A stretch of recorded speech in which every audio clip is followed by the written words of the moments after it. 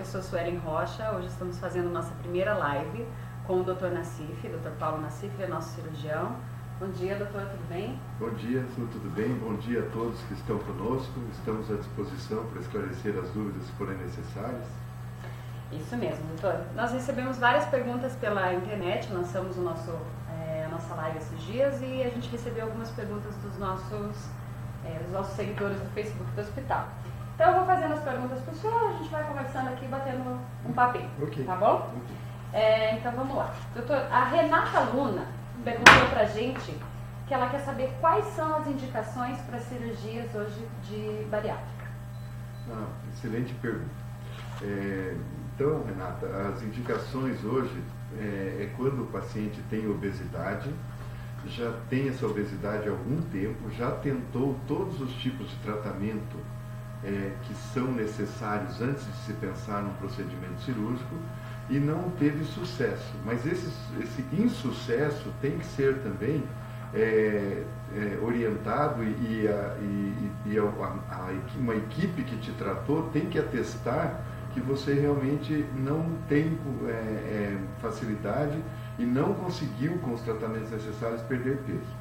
A partir desse momento, se você tiver um índice de massa corporal de 35 a 40, você tendo já desenvolvido, por causa da obesidade, algum tipo de doença, como diabetes, hipertensão, dislipidemia, doenças ósseas, enfim, uma gama de doenças, você pode ser submetido ao procedimento cirúrgico.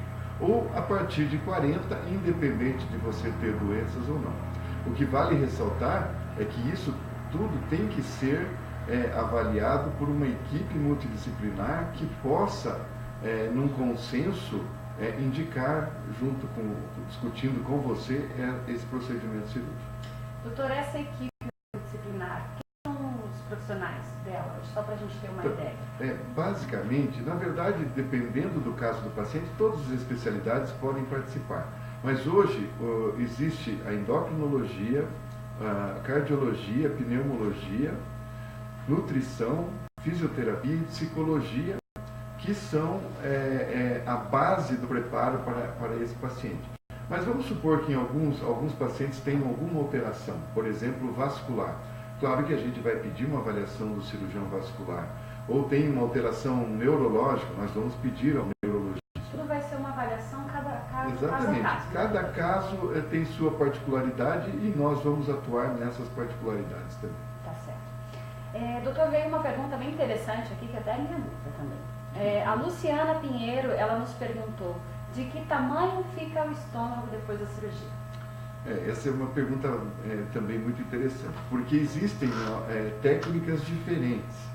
Então, quando a gente fala o que todo mundo lê, que é o bypass gastrojejunal em Y de Roux, ou capela, ou FOB capela, essas que são mais conhecidas, então o Whitgrove também, nós temos um tamanho de estômago que varia, dependendo da técnica, que fica mais ou menos de 3 a 5 centímetros de comprimento, com 1,2 centímetros de diâmetro.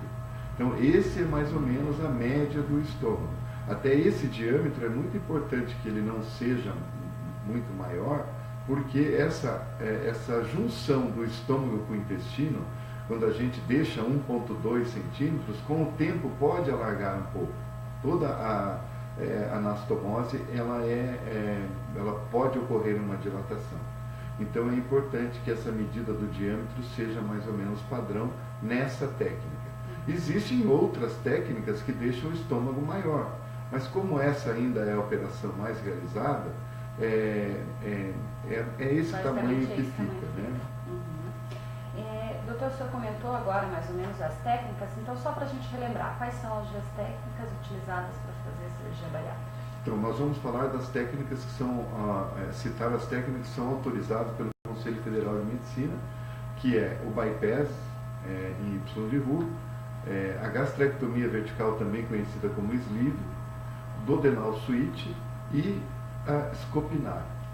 Essas últimas duas que eu falei são cirurgias que não são realizadas em grande escala e são operações assim que se faz um desvio maior no intestino e nós podemos ter assim um pouco mais de desnutrição no pós-operatório se esse paciente não for muito bem acompanhado.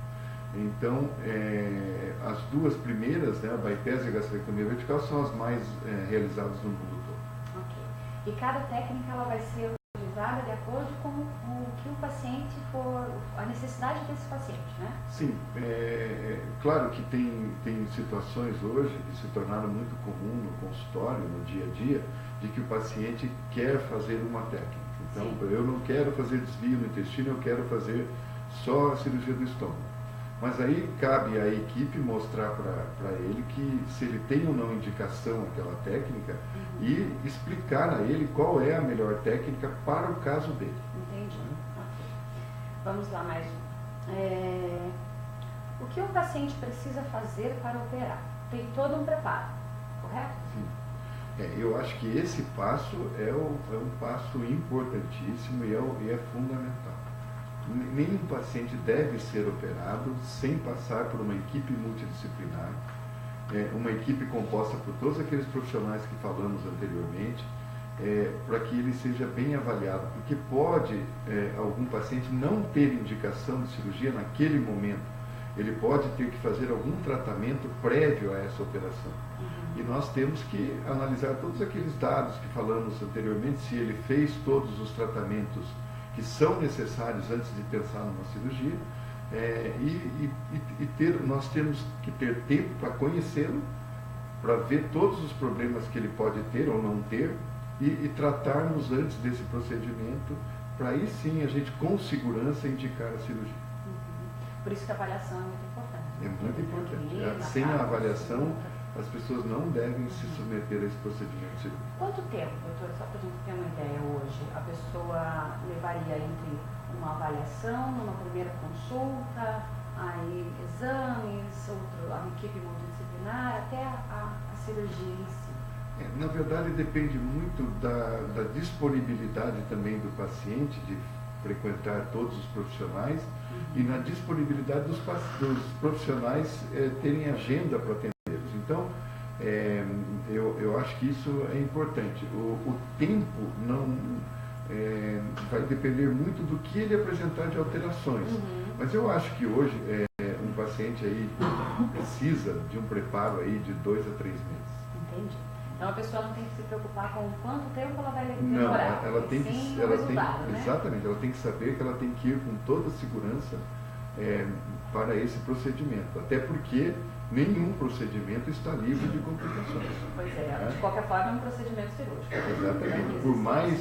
Por mais que se faça tudo que tem que ser feito, ainda existe o risco de complicações. Então, se esse paciente, por algum motivo, opera com pressa ou alguma coisa, pode passar desapercebido algum problema que ele tem, e isso pode se agravar no pós-operatório. Tá certo. Então tá, doutor, a Eliane Lourenço, a Vanessa Ferreira e a Isis Félix, elas perguntaram pra gente sobre o reganho de peso após a cirurgia. Ele é comum? O que é possível a gente fazer? Então, isso é um tema hoje que é discutido amplamente em todos os congressos do mundo inteiro, porque o reganho de peso é uma realidade. Né? O importante do reganho de peso é você identificar o porquê que se teve esse reganho de peso. Se isso é uma falha da técnica operatória, se isso é uma falha de preparo, se foi uma situação ou que o paciente não se comprometeu ao procedimento. Então, primeiro tem que se identificar qual é o motivo. Então, isso não é difícil de ser avaliado. Se um paciente, a gente avalia a técnica operatória dele através de endoscopia, exames de imagem, os exames que nós temos à disposição para se pesquisar isso, se tudo está normal, nós temos que procurar o foco de que esse paciente pode ter uma alimentação errada, ele pode estar com o sedentarismo novamente na vida dele, voltou aos velhos hábitos que tinha antes, e aí ele tem reganho de peso por falha do comprometimento e do segmento de tratamento dele. Uma outra coisa que contribui para a falha de perda de peso ou reganho de peso é que o paciente não faça o acompanhamento com a equipe multidisciplinar isso é comum para sempre. Até, né, isso é comum, mas deveria o paciente que faz cirurgia bariátrica, ele tem que ter acompanhamento para o resto da vida. Esse acompanhamento, doutor, ele tem que ser feito de quanto tempo? 1 ano, 6 meses? Qual seria o tempo ideal? É porque assim, varia o tempo de retorno com o cirurgião, com o endocrinologista, com o nutricionista, mas assim, pelo menos 4 vezes ao ano ele tem que estar com alguém da equipe. Não, com alguém da equipe. Às vezes o cirurgião acaba espaçando um pouco mais, mas ele tem que estar sendo acompanhado. Ele tem que entender que é um tratamento para o resto da vida. Né? Ele vai Exatamente. fazer uma mudança de hábito, né, doutor? Sim, porque nós podemos perceber alguma coisa que ele está fazendo errado que ele não percebe. Ou nós podemos ver que ele tem algum problema nos seus exames que ele não sabe se ele não fizer. Então isso é muito importante. Doutor, nós temos agora 2 perguntas parecidas. Uma é da Patrícia Patti e outra é da Giza Silva. Para quem fez a bariátrica e não alcançou a meta de perda de peso, existe outro tratamento cirúrgico a fazer ou o que a gente pode fazer? Essa é uma pergunta que mais ou menos parecida com a do reganho de peso, porque assim, se ela não alcançou a perda de peso, a meta de perda de peso, nós temos que avaliar, primeiro assim, quanto que ela tinha de peso e se essa meta está correta. Se essa meta foi dada pela equipe multidisciplinar, então quais são os motivos que ela pode não ter alcançado? Ela não alcançou porque ela pode ter, vamos supor, aconteceu algum problema com o estômago, teve uma dilatação do estômago, o desvio intestinal pode não ser o mais adequado, alguma coisa em relação à técnica operatória, ela pode eventualmente ser submetida a um novo procedimento. Isso, veja bem, não é porque ela não alcançou a meta que ela não teve sucesso. Então vamos supor, o paciente que perdeu 60 quilos e falta 10 quilos para alcançar a meta, ele obteve sucesso na cirurgia. Ele não precisa de nenhum outro procedimento a não ser continuar com suas orientações nutricionais, da endocrinologia. Então ele teve sucesso. Então depende do que é essa meta. A meta não alcançada, que pode precisar de um novo tratamento, é aquela meta onde o peso encontra-se em obesidade grau 2 com alguma doença ou obesidade grau 3. Aí nós vamos avaliar se existe alguma coisa cirúrgica para se fazer, que na maioria das vezes não é o caso, ou se ele precisa realmente de acompanhamento da equipe multidisciplinar e mudar os seus hábitos de vida, o que na maioria das vezes é isso que ocorre. Então tá. Doutor, o pessoal está pedindo para a gente falar um pouquinho mais alto aqui, vocês não estão ouvindo a gente. Poxa! Vamos falar mais alto então. Doutora Daniele Nogaroli acabou de perguntar para a gente aqui. Eu fiz a técnica do intestino. É possível reverter e fazer a do estômago? Eu acho que ela quis dizer aquela que voltar, né? Depende se a técnica do intestino ela só mexeu no intestino, é possível reverter. Agora, se ela mexeu no estômago e no intestino, aí nós temos que avaliar o que está acontecendo com ela. Mas se mexeu só no intestino, ela pode reverter e fazer a outra sim. Entendi. Ok. Então vamos lá. Não para de chegar a pergunta. Tá todo mundo online. Vamos lá. Doutor, o Holly Schilt, ele pergunta, por que não se usa mais o anel? Aquela técnica do anel. Excelente pergunta. O anel, o mundo inteiro usou esse anel no começo da cirurgia bariátrica porque acreditava-se que o anel era o segredo, era o que garantiria a perda de peso. Com o tempo, o que foi sendo demonstrado? Que pacientes que tinham anel e que não tinham anel tinham um reganho de peso muito semelhante. Mas só que com uma desvantagem para quem tinha anel. A maioria dos pacientes que têm anel até hoje, eles não conseguem ou têm dificuldade para comer carne. E o paciente precisa da proteína.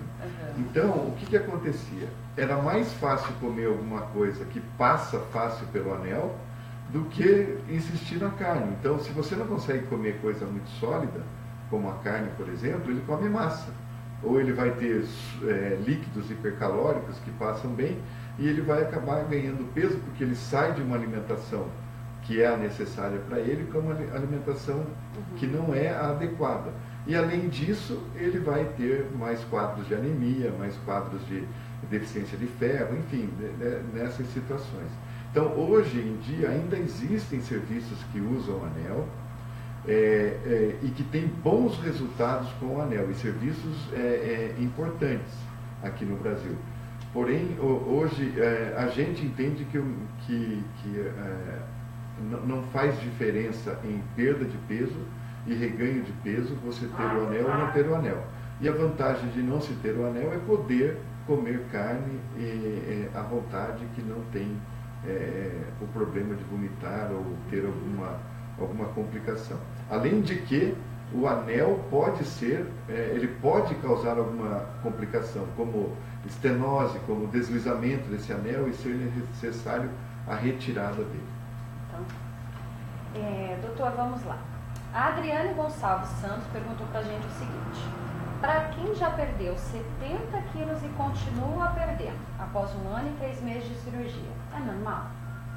Então, Adriana, se você perdeu 70 quilos e você ainda está dentro da normalidade do seu peso, não tem problema que você continue perdendo um pouco. O problema é se você perde muito peso e fica muito abaixo do que é o seu normal. Aí você tem que ser avaliada e ver o que está acontecendo. Mas se ainda você está dentro de uma normalidade de peso, ótimo. Quanto mais perto do teu peso normal você chegar, melhor vai ser o teu resultado. Tá certo, doutor. A Denise está perguntando para a gente quais foram as mudanças que houveram de 2001 para cá. Eu acredito que seja nas técnicas de cirurgia, né, doutor? Na verdade, eu não sei se foi relacionado às técnicas.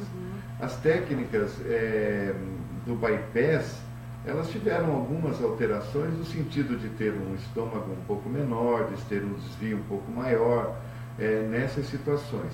Uma outra mudança foi que a maioria dos cirurgiões no mundo hoje não utilizam o anel, que todos utilizavam antigamente, e a introdução dessa técnica que é a gastrectomia vertical ou sleeve, que é hoje uma técnica muito utilizada, principalmente nos Estados Unidos, e que tem tido muitos bons resultados se ela for bem indicada. Não é para todos essa técnica, mas se ela for muito bem indicada, ela tem um bom resultado. Falando em técnica, doutora, a Beth Miolo está perguntando para a gente aqui quantos quilos se perdem com a técnica sleeve? Então, hoje, o que a gente tem notado na prática, né? Se a gente vê a literatura médica, a literatura vai nos trazer aí uma perda de 30% a 35% do peso total. Tem relatos de 25% a 30%, de 25% a 35%. Mas a gente vê que no primeiro ano ela é muito semelhante à perda de peso do bypass. E aí tem uma outra característica. No início da gastrectomia vertical, do sleeve, se fazia um tubo mais largo do estômago e a perda de peso era menor e o reganho de peso era maior. Hoje se faz tubos mais finos, né, do estômago, fica em forma de um tubo, como se fosse uma banana, e esses pacientes estão perdendo mais peso e estão tendo menor reganho de peso, pelo menos a curto prazo. Nós não temos ainda uma ideia de como será o resultado da gastrectomia vertical depois de longos anos, depois de mais de 10 anos. Agora que vão surgir as primeiras publicações de tempos prolongados em relação ao sleeve. Doutor, vamos lá. A Karina Oliveira está perguntando para a gente o seguinte: por que tem pacientes que não usam o dreno? O dreno, gente, é uma pergunta muito boa, também é uma discussão eterna dos congressos. O dreno não tem nada de errado se você não usar dreno e nem se você usar dreno. Então é uma opção do cirurgião, onde ele se sente melhor e no que ele espera do pós-operatório. Então, por exemplo, hoje, se a gente tem um paciente que uma das complicações da cirurgia bariátrica é a fístula. Existe uma discussão grande que o dreno pode provocar fístula, mas o dreno só vai provocar uma fístula se ele ficar junto da sutura, da emenda onde ficou o intestino e o estômago. Senão ele dificilmente vai provocar uma fístula. E essa é muito o argumento de quem não usa o dreno, e também porque já tem estudos provando que pode-se ter essa conduta de não usar dreno. Então está totalmente correta a opção de quem não usa dreno. E quem usa dreno tem também a vivência de se o paciente tiver uma complicação como uma fístula, dificilmente esse paciente vai precisar ser reoperado. Então, aquele dreno vai tirar aquela secreção que não pode ficar ali e vai cicatrizar sozinho. Mas, volto a repetir, está totalmente correto quem usa dreno e quem não usa dreno. Isso é uma conduta de cada profissional. É o que o profissional achar que Exatamente. deve, né, doutor? Temos duas perguntas aqui sobre a técnica capela, doutor. A Poliana Araújo pergunta para a gente o seguinte: pode explicar melhor a técnica capela? Mexe no intestino?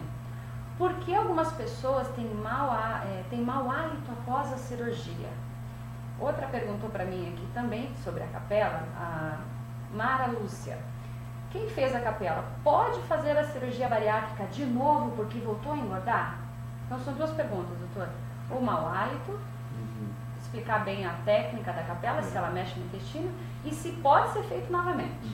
A técnica de capela, ou bypass gastrojejual YVU, é uma técnica onde a gente diminui o estômago através de um aparelho que é o grampeador, que nesse grampeador tem os grampos que a gente vai utilizar no estômago. Ele serve para cortar e ao mesmo tempo costurar aonde a gente fez essa atuação.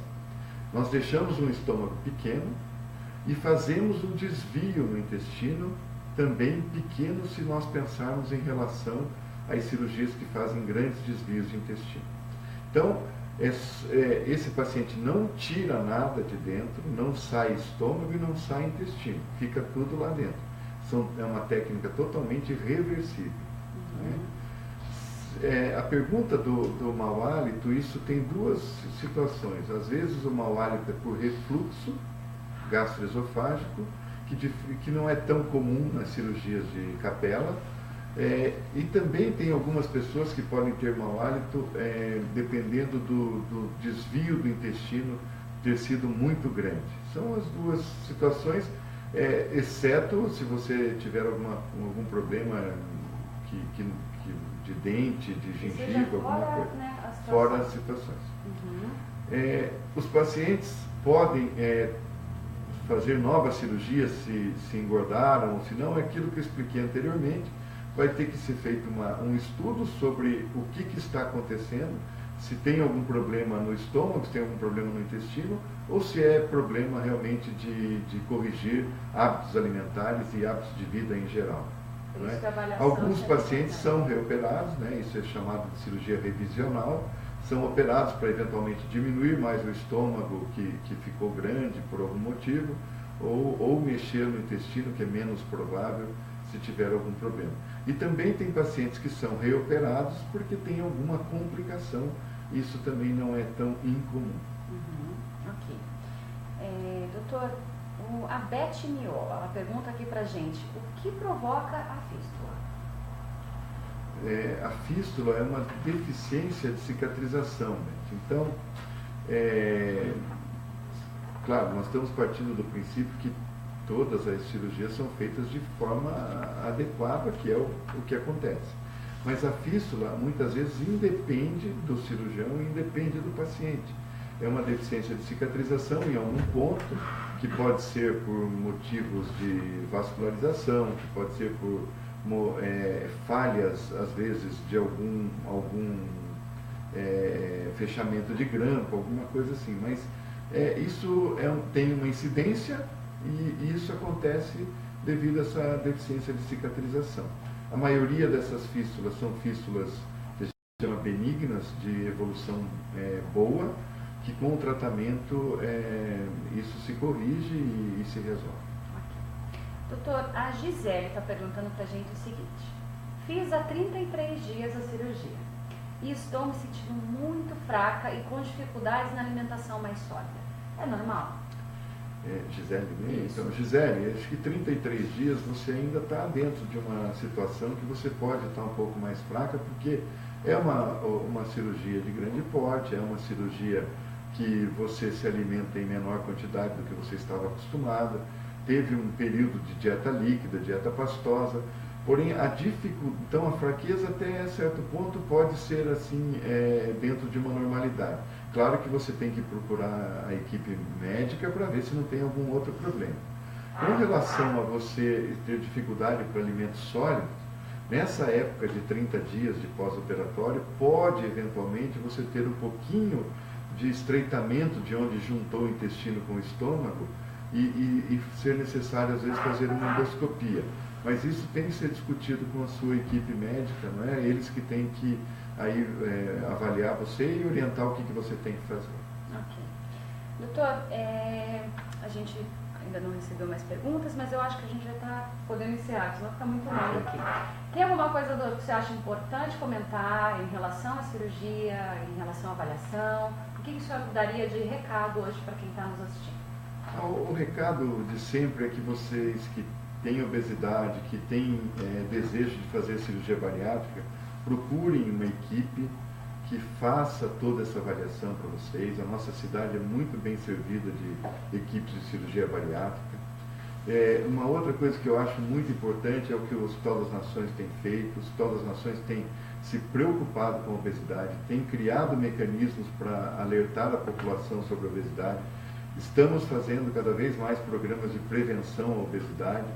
Então, é um hospital que a gente tem que elogiar, porque tem se preocupado com essa situação frequentemente, fazendo caminhadas, fazendo eventos que ajudam bastante a conscientizar a população, de primeiro mudar os hábitos de vida, depois a gente pensar em tratamentos mais agressivos. Como se não tem mais jeito, né? Não tem mais jeito. Quando não tem mais jeito, a gente recorre a maior dificuldade. Quero também agradecer vocês, a Miriam, a Manu, que estão fazendo com muita qualidade esses eventos. Imagina, doutora, a gente agradece. Doutor, chegou mais duas perguntinhas. Acho que Vamos temos lá. um tempinho? Vamos lá. Então vamos lá. Doutor, a flatulência, mesmo cortando alimentos, permanece. É normal? Nós temos que lembrar que existe um desvio intestinal, né? E que isso muda um pouquinho o funcionamento do intestino. E também, muitas vezes, a pessoa diz que a flatulência tem um odor muito forte. Também é devido a esse desvio do intestino, porque tudo vai chegar mais rápido no intestino grosso, então a gente vai poder ter esses eventos. Tem a tendência de melhorar com o tempo. Existem algumas situações hoje que podem ajudar nisso também, que pode ser orientada pela equipe, né? Mas é uma coisa que infelizmente muitos pacientes têm essa queixa. Ok. Doutor, só porque eu falei que a gente ia encerrar, chegou mais perguntas. A estenose, doutor, o senhor pode falar um pouco sobre? Bom, a Karina está perguntando para a gente. A estenose, ela deve estar me perguntando se uma estenose que ocorre nesse período aí de 30 dias, mais ou menos, que é na transição da dieta pastosa para a dieta sólida. É uma estenose da anastomose, da emenda, né, da junção do intestino com o estômago. Isso pode acontecer, existe uma frequência razoável de que acontece. É uma situação onde precisa ser feita uma dilatação pela endoscopia. Então, o cirurgião que fez a cirurgia vai indicar isso, vai orientar que o paciente procure, faz esse exame, vai fazer uma, duas ou três dilatações e isso se resolve. Não é um problema que precisa, não é nenhuma uma situação grave, nada, se resolve com tranquilidade. Doutora, eu vou fazer só mais uma, as demais que a gente não conseguir responder, a gente responde depois para o pessoal. Okay. Isso é bastante importante, levando em consideração hoje a obesidade infantil, obesidade na adolescência. Existe uma idade mínima para fazer a cirurgia? O Andrei está perguntando, doutor. Então, Andrei, essa pergunta é boa porque causa bastante polêmica também. No início, nós tínhamos autorização para fazer a cirurgia numa idade entre 18 e 60 anos. Hoje se mudou para 16 anos, né? O paciente pode ser operado. E também acima de 60 anos. Então é o que a gente chama de extremos de idade. Mas isso tem que ser analisado com muito critério, porque operar adolescentes tem que ser assim uma situação de exceção, porque o adolescente precisa ter mais maturidade para enfrentar toda a mudança que ele terá na vida dele. É um momento que ele tem alimentação totalmente diferente de um adulto, ele frequenta lugares totalmente diferentes dos adultos, ele tem aquele grupo de amigos que vai fazer a festinha na casa de um, festinha na casa de outro, e todo mundo sabe qual é a alimentação que normalmente é oferecida à população hoje. E nos extremos de idade, na idade mais avançada, nós temos que tomar cuidado também se a gente tiver um paciente acima de 65 anos que fica classificado como idoso, apesar de padrões de hoje ser jovem, aqueles pacientes que nós temos que analisar muito bem a funcionalidade desse paciente, a força muscular, enfim, toda a funcionalidade. Porque nós podemos ajudar essa funcionalidade no pós-operatório, como nós podemos prejudicar. Então isso tem que ser analisado com muito critério. Mas hoje não tenho dúvida de que existe indicação, principalmente acima de 60 anos, indicação com bons resultados, não é? Acima de 65 anos nós temos bons resultados, mas podemos aumentar um pouco o índice de complicações. Mas os pacientes muito bem avaliados terão um resultado excelente.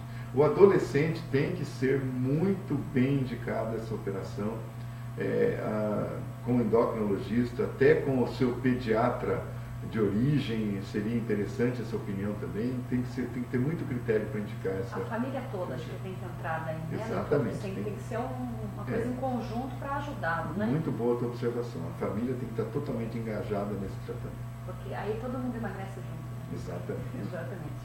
Então tá bom. Gente, quero agradecer imensamente, doutora, a sua disponibilidade de estar aqui conosco hoje.